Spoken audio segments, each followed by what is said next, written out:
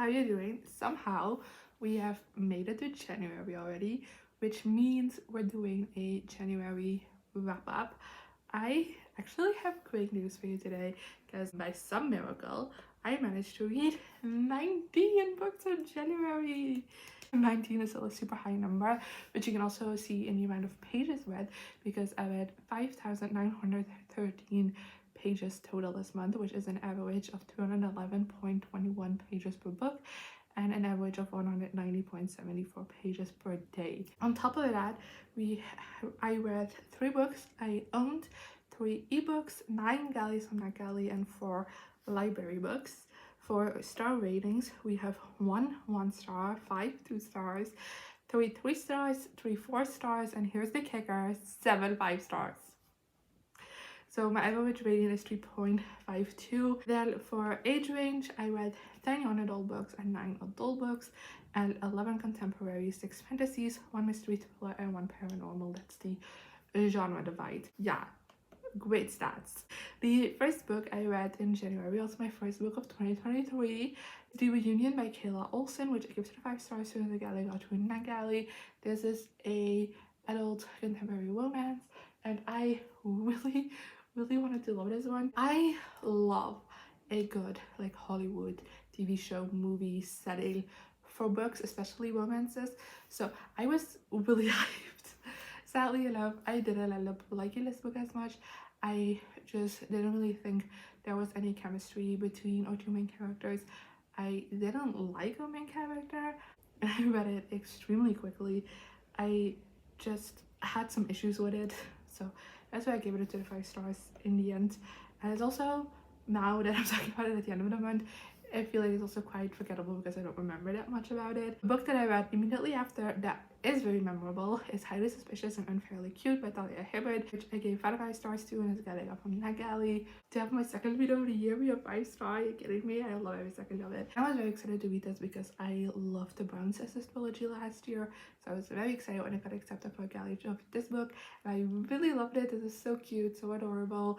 The chemistry between the 2 leads is fantastic. They have such a great dynamic, and I love that back and forth banter throughout the entire novel. Like I said, I really loved the relationship and how that was developed. I love our 2 main characters as separate people, and their personal journeys that they went through in this book were very interesting, and I really loved following that. On top of that, it kind of has this survival camp setting to it that I really liked. I thought it was a fun way to frame it, and also really loved all of the side characters. And next, I read the Tower of Nero by Rick Riordan, which I gave 5 stars to. This is the last book in the Trials of Apollo series. I had to return it to the library, so that's why you get a picture. But I had been putting off reading this book for quite some time because I was very nervous for the series to end, because even though I thoroughly enjoyed it, I didn't want it to be over, and I was also very scared that the finale might ruin things, you know? Always a little bit scared of that, which is why I'm terrible at finishing series.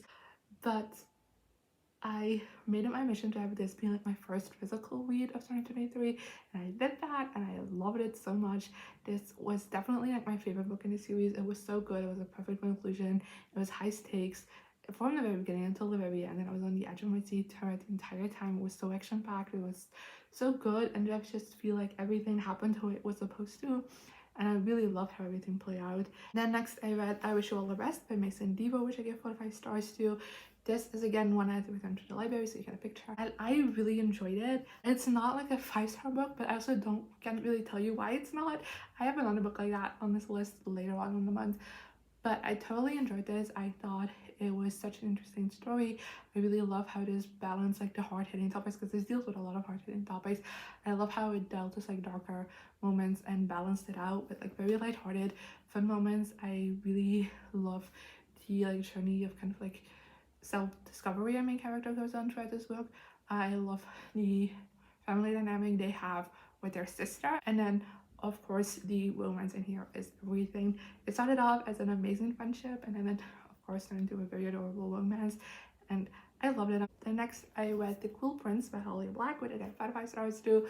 This is one of the oldest books on my TBR, and I genuinely don't know why I haven't read this, because this has been on my TBR since 2018, and I checked this was published in 2018, so I literally picked this up from like the initial hype train, and I just haven't read it. I do know last year I started the Modern Fairy Tale series, which is a trilogy set in the same world that takes place before this. Like, you don't need to read that to be able to read this at all.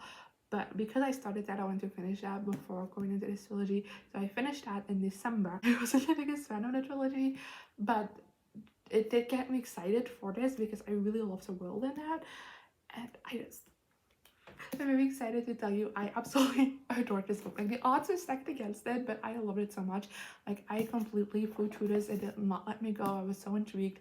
I still absolutely love the world. This takes place in a different part of the world as one of Fairy Tale series, but I really loved that setting because it's also more of like a court setting, which is something I always really enjoy in fantasies, especially YA fantasies. And I thought it was done really interestingly in this book. I really adore Jude. Like, she's such a badass character. I also really love Carden in this book. He, at this point in the series, very much read as like an asshole, but like you could see on the surface that there was like a little bit more there.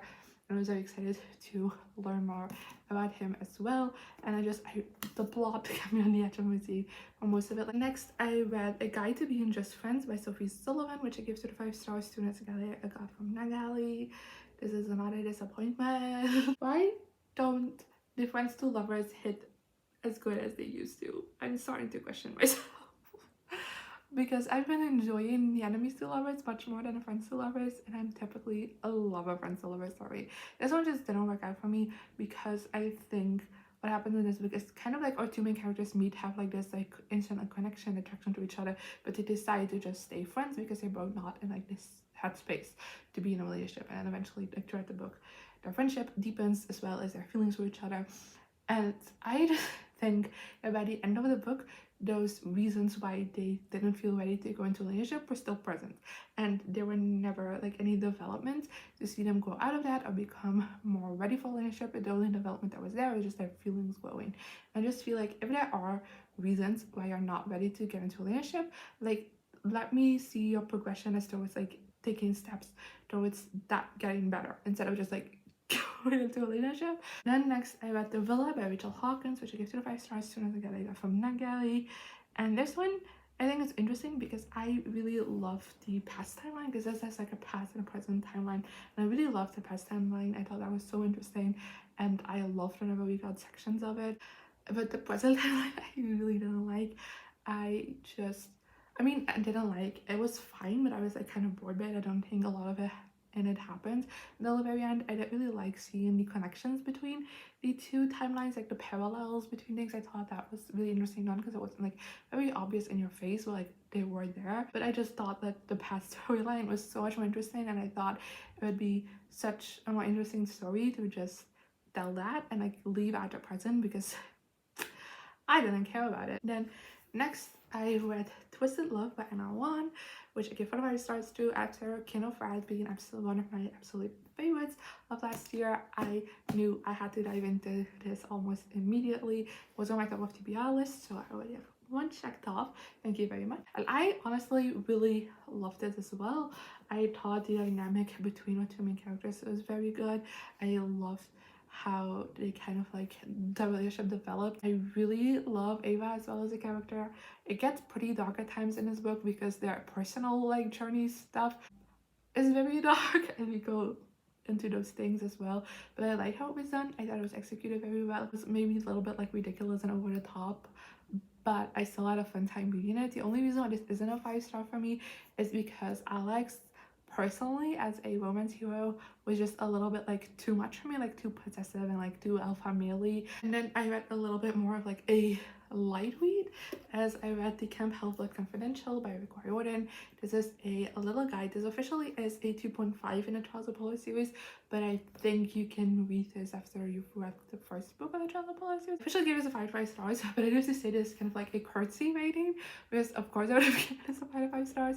This is just a little guide of Camp Half-Blood with like stories from different campers, small stories about them, a guide to like the different sections in the camp, and I thought it's so much fun. I love these little companion pieces to fantasy worlds I love, and of course I love the Percy Jackson universe, so I had a blast reading this. And next I read The Do Kids Even by Joanna Schupe, which I gave 5 stars to Lega from Nagali. This was fine in my opinion. I flew through it. I had a fun time. I liked the pairing. I liked the separate side characters. I really love the storyline in here with our female main character where she's like fighting for women's reproductive rights. I thought that was really interesting, especially in this like historical time setting. I love learning about that. It just didn't come in until like the second half where I was like present from the beginning. I would have loved it even more. But overall, I thought his book was just kind of like fine. And next I read The No Show by Beth O'Leary, which I gave 5 stars to. This one I have heard only negative reviews of this book, I'm not gonna lie, but I thought I'd still pick it up because most of the people I've seen review this are people who also aren't the biggest fans of Beth O'Leary's other books. But I really enjoyed the Flatshare and the Switch, which are the 2 books that I read. They're not amazing. Like the Flatshare is fun, I feel like most people agree on that, but then like the Switch I was fine with. Wasn't like a favorite, but I had a fun time reading it, so I was like, at least I'll have fun with The No Show. But I didn't. I think the reason why I don't like this one is because every single main character, I was just constantly yelling at them like, you could do better, girl. Like you really could. So we followed 3 protagonists, and like with all 3 of them was like, you could do better. Like believe in yourself for just like 1 second, because this is getting pathetic, and it really was. And it got very exhaustive to read, to just see these incredible women just like dumping themselves constantly, and like thinking this man who's worth nothing is like worth everything. No, that was not fun to read. So yeah, it's not a 1 star because I do think this did some good things. It just that Beth O'Leary, baby, you could do better. Then next I read Lunar Love by Lauren Kung Jessen, which I give 5 stars to. It's another guy like from that Ellie. This is another one I wanted to love. I thought it was an interesting setup. I've seen people talk about this book this month, but I wasn't the biggest fan of it, just mainly because I didn't like it. I thought my character was very annoying and I didn't enjoy reading from her perspective. I don't know. I didn't like how everything played out, I guess. Also, like towards the ending of this book, something happens and it causes for like this entire tonal shift in the book, and it feels very strange. And I get why that part was included because it is a important part to the story, but like also at the same time I wish it wasn't, because it changed just like the whole tone of the story and like put a pause on what was actually going on this entire time. And I don't know, it just felt weird. I think that could have been incorporated better. Then next I read Love in a Brain by Ali Hazelwood, which I gave 5 stars to. Another book of my top of the TBR list, so check. I read The Love Hypothesis and the feminist novellas last year, and even though I totally enjoyed every single one except one feminist novella, I didn't really get the hype behind Ali Hazelwood because everyone's been like obsessing over her books, and I'm just like, I'm having a fun time. I'll pick up anything by her because it is so much fun. But I don't know. I don't feel the obsession.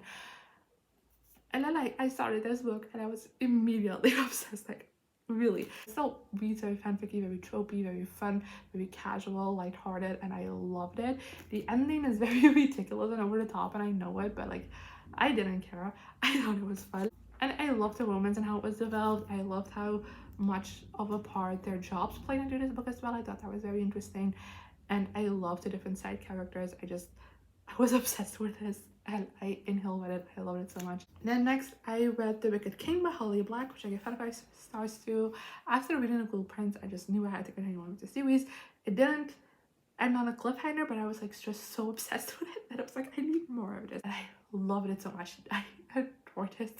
I thought this was such a great continuation of the series. This one has a lot of like political intrigue in it, and like it, I feel like the only way I can describe this book is like this giant game of chess where you don't know who's making a move when, and like sometimes their opponents coming from a side you never expected, and it is so intense and it's so good, and it shows just how clever Holly Black is in her writing, and it was just such a fun time to read as well.